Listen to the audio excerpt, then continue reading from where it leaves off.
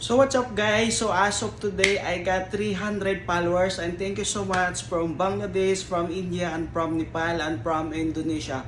Sorry to say guys, but I have some limit only to follow. So tomorrow again, I will try to follow back all of you guys.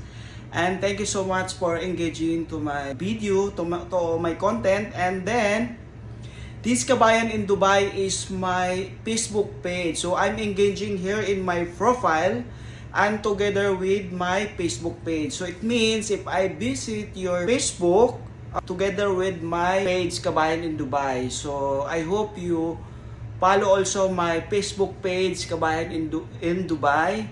And thank you so much for all your support. Just comment below guys. So inshallah tomorrow I will start visiting your house again. Thank you so much and have a nice day. Bye bye. Take care all of